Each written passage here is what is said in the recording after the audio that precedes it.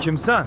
Nima kerak? Assalomu alaykum. Men otangizdan mashina sotib olganimda sotish huquqi bilan ishonchnoma olgandim, ammo mashinani sotish uchun notariusga borsam, otangiz vafot etganini aytishdi. Ishonchnoma bergan odam vafot etgan ekan, mashinani sotib olmaysiz.